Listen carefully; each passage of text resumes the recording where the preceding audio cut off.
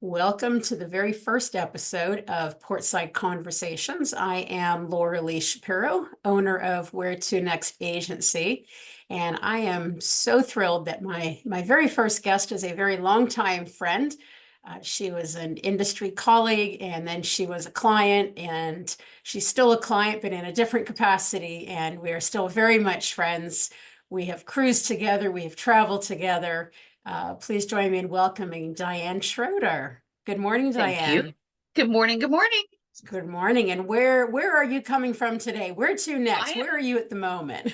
I am right now in Birmingham, England, getting ready tomorrow to fly out of Heathrow and go to Vienna for a few days with a client, and then Oh, back to sunny Florida. wow, you are a jet setter. That's awesome. Well, I really appreciate you finding the time to sit down and have a little portside conversation with me. Sounds like fun. Start out by telling me a little bit about yourself, your what you do, where you go, what you love. I am 30 plus years of a conference manager. So I travel the world with my clients. And you would think that doing that for as long as I have, I wouldn't want to travel, but my must do is travel on my own when I'm not traveling for clients. So I've gotten, I think I have at least half of the continents in the world at least traveled to in some form or fashion. So gotta just now plan my trips to the other half. Awesome, awesome. So you travel both by land and sea, and Yes. I know that you have been on several cruises. Of all the cruises that you've been on, you've been to a lot of ports. Is there any one that surprised you or has stuck with you, and what made it so special? Well, there's probably two. The first one is ease. And that would be people would think the opposite would be Port Canaveral. I think Port Canaveral, Florida, when they have it down where you drop off your luggage, and especially if you're going to park, the ease of that is by far one of the easiest ports to get in and out of, and time management, it's not really crucial. But my favorite one is Rome, Ah. and it's Italy. So what's there not to love about a port that is right outside of that amazing city? So so that would be my favorite one to go in and out of. Okay, wonderful. Now we should clarify that there isn't actually a port in Rome. Yes, you're right. You're right. It's not in Rome. It's outside of Rome a little. Now, when you were getting between Rome and the port, what mode of transportation have you taken? What would you recommend? Um, I've done it two ways. I've done a private car, and of Mhm. course, a private car is the best way to travel in my own peace of mind, knowing that somebody's going to be there. But this last time we were there, I scheduled an Uber. Oh, So I didn't like order one the day of. I went in the day before and scheduled when I wanted it. And they were prompt and very much on time. So um, either way is kind of, I mean, I will always go the route if I can find a good rate on a private car and know that somebody's going to be there with a nice sedan and all the amenities that go with that. But I've done both ways. wonderful. One time that we were in Rome, we did the high-speed train to get into the city, which was definitely an experience. It was a lot of fun. We always like to try and mix things up, but we've done the private car as well, and I love the level of car that they use in Europe for the private cars. Yes. It's Yes. not See, it's not going to be a Toyota Corolla. No disrespect to Toyota no, Corollas, but no. yeah, it's usually a Mercedes Benz or a BMW or something at that caliber, which kind of elevates the whole travel experience and makes it feel a little more special. Yes, me and a train would not work with the amount of luggage I normally take on a cruise. Well, it was just as a day excursion, so it was fun. So, you mentioned Rome as a port. Are there any excursions that you've done that stand out, or are you a get off the ship and explore on my own kind of girl? Well, it depends, truthfully, if I've done the country before. if I was new and wanted to get a fabulous overview, which is by far the number one thing, if you've never been to a country, do it via cruise. In my opinion, would be the best and the most, like, you get to see everything. Although I've done Italy and I've done the Amalfi Coast and stuff, my favorite cruise and probably the best excursions were, it was a 9 or 11 day cruise we did to Greece. Mm. And by far, every single excursion, every single port that we did on that cruise was like you were taken in a time machine and brought back to hundreds and sometimes thousands of years, whether it was the Parthians, whether it was little islands that, thousands of years used to be their travel port. Every single excursion on that ship was just a take back and step back in time to what this entire area of the Mediterranean was long before we were ever here. Wonderful. So obviously you've been on a couple of different ships, different cruise lines. Do you have a favorite? I think I'll go with brand. So I am Okay. a royal and celebrity girl. Okay. So and I think by far the variety of food on those cruises, the level of service, being a planner myself, are very structured, like they don't miss a beat. And whether that is in a dining room, whether it is during, shows or bars or even going to bingo, the cruise line is fantastic. And their casinos are absolutely amazing. So Yeah. And you are a bingo queen. I am a bingo queen and a nice little slot machine queen. So as long as Yeah. those two are happening, I'm very happy. Yeah, I'm right there with you.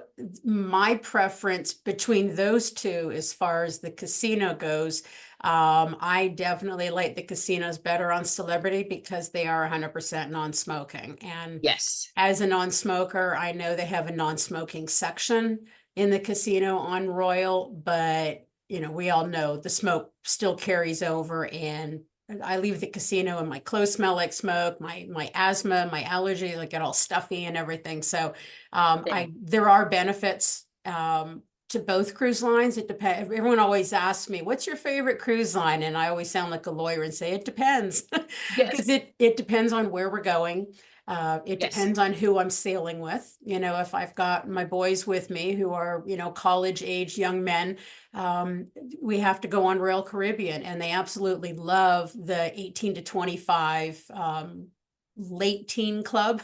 They've Yep. grown up on cruising, so they've been in the kids club, they've been in the teen club, and now when we sail, we just did New Year's Eve with them on a Royal ship. And they're in the 18 to 25 club. And it was perfect because they went and did their thing for New Year's Eve. And my husband and I did our thing with the grown-ups for New Yep. Year's Eve. So it depends. But if we're going, we want to get into smaller ports, we go on a smaller ship. And what the activities are and what the clientele is like, if it's an older crowd, a younger crowd, et cetera. But definitely as far as the casino, that non-smoking on Celebrity, Yes. I'm all about that. I agree 100% on that. Definitely is a pleasant. You can, find any area of the casino very well vented, and a nice little, barmaid or server will come over and keep your glasses full, whether you are drinking Diet Coke, um, or an old fashioned. Yeah. So I want you to think back to your very first cruise and what you packed, how much you packed, what you didn't pack. And now that you are an experienced cruiser, how are you packing differently? And what are your top 3 must-have, cannot sail without items that you take on every cruise? Well, now, and I'm a little bit later in age, I travel with a plug-in fan that goes with me kind of Mhm. also on cruise ships, but also goes in hotels, which just helps to circulate a lot of the air in the cruise. So you don't always have to have it frigid. I can open up the door sometimes at night and get that fantastic breeze, and with the fan, it just is amazing. I've learned not so much the hard way, but have definitely had experience with taking a lot of, at least a bag of, I know, the over counter medications, Mhm. because it's not like you cannot get them on a ship, but they are a little bit more pricey on a ship. And I would kind of also, my last go-to is probably as simple as just a lanyard. I mean, eh, between that and a good pair of, comfy slide-on shoes, you can get out of your cabin, grab your card, which is your main way of paying for everything, and just go anywhere on the ship and don't have to worry about, carrying a purse or anything else like that. As long as you have your card with you and it's around my neck, I don't have to misplace it. Those are my definite three right now go-tos. Absolutely. I'm right up there with you with the fan and the first aid kit. I one thing that I've started packing in my first aid kit in the last probably 3, 4 years is one of the over-counter home COVID tests. So that Yes. if I'm coming down with something, rather than going down to the ship's medical facility and getting tested, I can just do the test in the cabin and be like, no, it's just a cold, or no, it's just the flu. So I've put one of those in as well, but I'm right there with you with, the ibuprofen, Dayquil, NyQuil, antihistamines, And a few Band-Aids, band-aids, especially when because you travel with kids, because the kids will yep, always come to me and say, Mom, do you have? And I'll be like, yep, yep, I do. I'm kind of a walking absolutely. pharmacy. Exactly, exactly. So again, thinking back to when you first started cruising, I know a lot of people have preconceived notions of what cruising is like, usually brought on by social media, mainstream media. Was there any preconceived notions that you had about cruising that have turned out to be absolute myths that they couldn't have been further from the truth?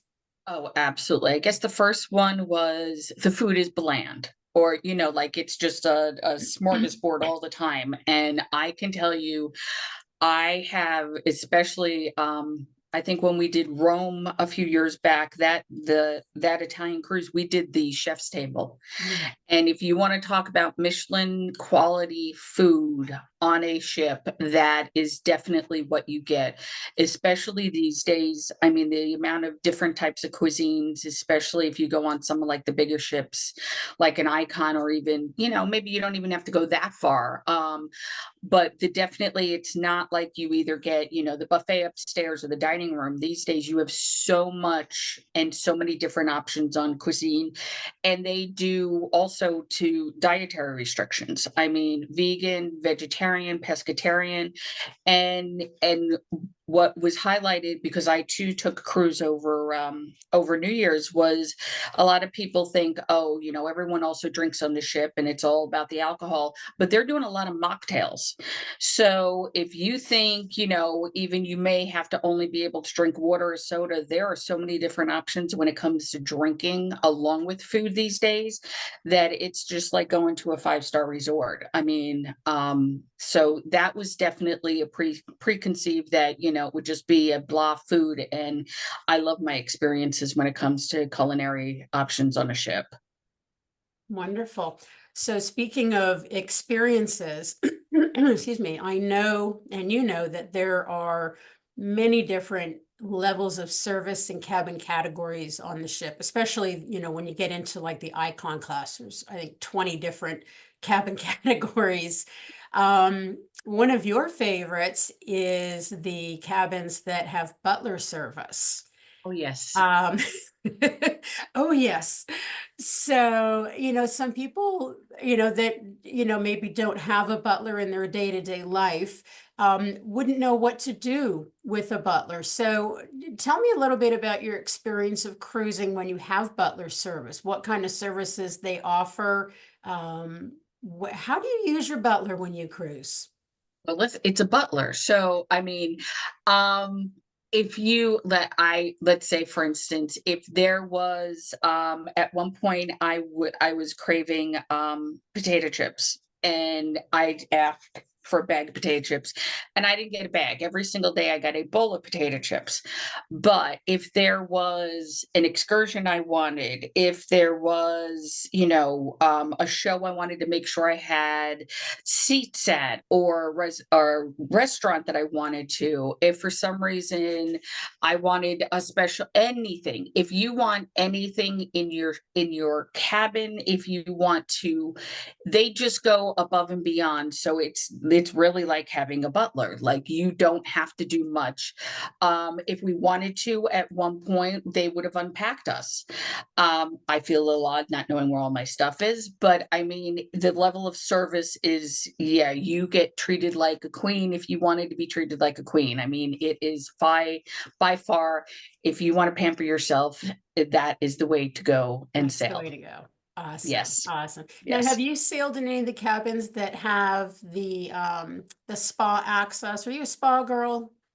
I did actually the last one, and that was fantastic because at any time we could go down into the spa, and the spa that we had on Celebrity this last time had different types of saunas, different types of hot baths and stuff like that. So at any given time, you could go down and you have full access. So if your body was aching from an excursion or a hike you did the day before, all you have to do is show up with, your bathing suit or attire like that, and go straight in.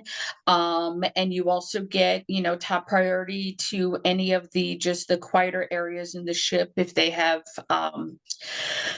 the heated beds and stuff like Mhm. that. It's just, you can get away, and you don't even feel like you're, on a ship with a few thousand, or sometimes even more than that. And just go into the quieter areas of the spa. It's fantastic. Yeah, I'm definitely a spa girl, and we always go on the first day to do the spa tour, put our name in for the raffle, and sometimes, we'll win a discount on spa treatments. Excuse me, and then we always stick around to find out what the manager's special is. Oh, Because yes. that's usually a good deal that, will get you the longer treatment. Maybe they'll throw in the hot stones, or a salt rub, or a thermal spa pass, or something like that. So if you're into spa, you always got to go on the Oh, very first day. After you've done that your be muster station, go to the that spa, enter the raffles. I was gonna say muster station, spa, and then food. Right, But yeah, you right. definitely, spa is like the second thing on my list on all ships. Awesome, awesome. So I want to do a mental exercise with you. I want you to close your eyes and think about one cruise moment that perfectly captures what it is that you love about cruising. And don't say bingo. No, no, no. I could, and most of the times, especially now, when I first started cruising, I didn't think a balcony was as important as it is now. But I have a very busy life. I own my own company, so I'm always on the go. But sitting on the balcony right as the sun is setting, and you watch the changes of, the clouds, and then the changes in just the sky of the different colors, and just listening to the ocean back and forth against with the ship, that is like, it's just so peaceful, and I could be in that moment forever and be very happy. But that's kind of, you can't get that anywhere. You can't get that at a beach resort or anything like that. When you just feel yourself alone in the ocean, and just the sunset, I think that's just magical. Absolutely. I'm a balcony girl, and I remember when we were both on New Year's Eve cruises, two Yep. different ships. We were like port hopping, one leapfrogging over each other. But yeah, we were trading sunset photos from our Yep. balcony. So, Yep. Those are the now, best. do you order your morning coffee to have it as room service and sit on your Yes. balcony and do the reverse, watch the sunrise? Well, maybe not the sunrise, because I do like to sleep in a little bit, but definitely morning coffee on my balcony before the day starts it's a perfect way to start your day. That It is. sounds like absolute perfection. So, Yep. one last question. Um, if anyone is watching this who may be on the fence about taking their first cruise, what would you tell them as a first time cruiser? What advice would you give? Do it. Just, I mean, you can, people are like, well, do I have to get this package or do you just go on and just see the way the culture is aboard ship. You can get as much and spend as much as you want extra or not, and it's just like no other vacation you will ever have. I mean, cruising is by far, it's relaxing, it's, you have your high end and entertainment and food and everything's included with that initial, your initial cabin and stuff. If you want a drinks package or excursions and the fluff, you can get it or you don't have to. It's, do it. I guarantee you will be hooked. Like most people that I know, is once they do it once, they are booking them yearly, at least. At least. So I have to ask, where to next? Where's your next But cruise? I believe somebody has a birthday cruise coming in May, so we will I be. believe they do, and Yes, I believe yes, we're going to have a really good time on that cruise. yes, we will. May Well, not be too many videos coming out of that cruise. Well, thank you so much for joining me. I really appreciate it. And if anyone watching this, you've got any questions at all about cruising, as I mentioned at the start, I am Lauralee, the owner of Where to Next Agency. We are a full service cruise agency. I only do land if it's pre or post of a cruise. Otherwise I stay in my lane, and my lane just happens to be on the ocean. So if you have any questions at all, please feel free to shoot me an email, cruises@wheretonextagency.com. Don't forget to like, subscribe, and follow me on all the social media. And I wish everyone a wonderful day and happy cruising. Thanks for watching.